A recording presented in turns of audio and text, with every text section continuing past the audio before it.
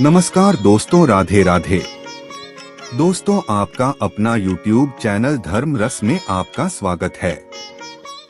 दोस्तों, आज की कहानी बहुत खास होने वाला है, क्योंकि जब राम विवाह होने के बाद लक्ष्मण जी से यह बात रोका नहीं गया, क्योंकि परशुराम जी वहां आ गए और उन्होंने सबको कहने लगे कि कौन राम ने धनुष को तोड़ा, जो कि मैं परशुराम स्वयं हूँ। दोस्तों, वीडियो को लास्ट तक देखें। दोस्तों, देर ना करते हुए चलते हैं वीडियो की ओर। दोस्तों, वाल्मीकि कृत रामायण में प्रभु श्री राम की जीवन गाथा लिखी हुई है। श्री राम के भाई श्री लक्ष्मण एक महान योद्धा थे। उन्हें शेषनाग का अवतार माना जाता है। वे स्वभाव में थोड़े उग्र थे। उनके इसी स्वभाव के कारण उनकी कुछ लोगों के साथ रोचक बहस हो जाती है। रामचरितमानस में उनकी परशुराम से हुई बहस का रोचक वर्णन मिलता है। आओ जानते हैं उनकी परशुराम से बहस के बारे में संक्षिप्त में। जब प्रभु श्री राम भगवान शिव का धनुष तोड़ देते हैं तो इसकी सूचना परशुराम जी को मिलती है और वे क्रोधित होते हुए जनक की सभा में आ धमकते हैं। वहां जब वे राम को भला बुरा कहने लगते हैं तब लक्ष्मण से रहा नहीं जाता और फिर वे परशुराम का मजाक उड़ाते हुए उन्हें कटु वचनों में शिक्षा देने लगते हैं। इस संवाद में शील, क्रोध, संयम और वीरता का बखान होता है। बाद में श्री राम लक्ष्मण का क्रोध शांत करते हैं। वाल्मीकि रामायण के बालकांड में ये वर्णन मिलता है।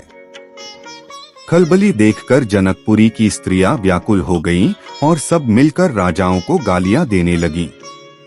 उसी मौके पर शिवजी के धनुष का टूटना सुनकर भृगुकुल रूपी कमल के सूर्य परशुराम जी आए।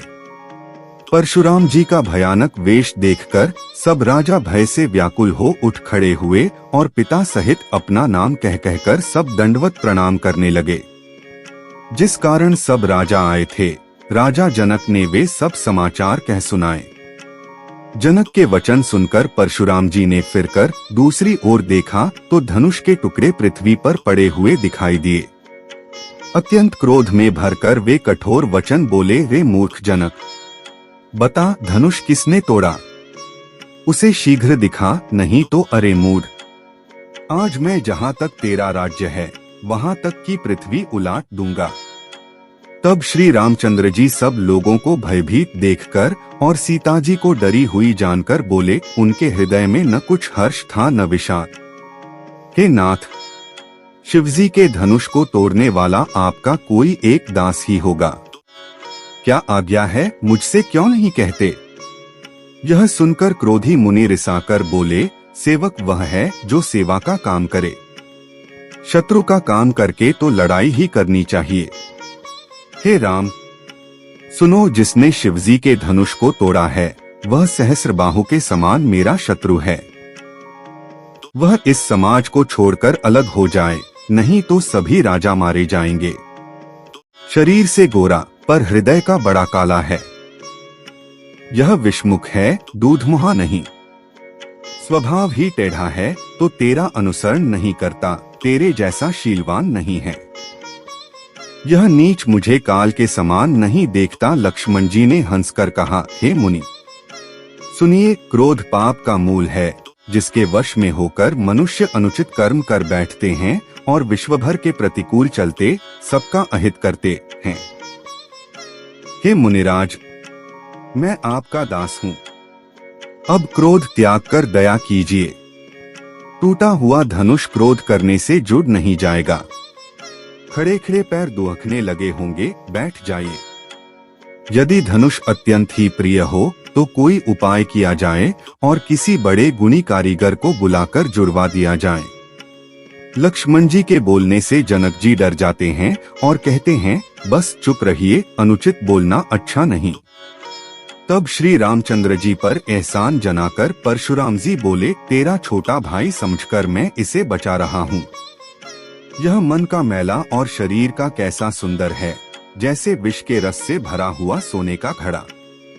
यह सुनकर लक्ष्मण जी फिर हंसे। तब श्री रामचंद्र जी ने तिरछी नजर से उनकी ओर देखा जिससे लक्ष्मण जी सकुचाकर विपरीत बोलना छोड़कर गुरुजी विश्वामित्र के पास चले गए। बाद में श्री रामचंद्र जी और परशुराम जी में बहुत बस होती है और अंत में श्री राम उनके क्रोध को शांत करते हैं। तब परशुराम जी ने कहा, हे राम, हे लक्ष्मीपति, धनुष को हाथ में अथवा लक्ष्मीपति विष्णु का धनुष लीजिए और इसे खींचिए, जिससे मेरा संदेह मिट जाए। परशुराम जी धनुष देने लगे, तब वह आप ही चला गया।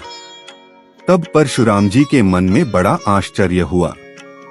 वह उन्होंने श्री राम जी का प्रभाव जाना, जिसके कारण उनका शरीर पुलकित और प्रफुल्लित हो गया।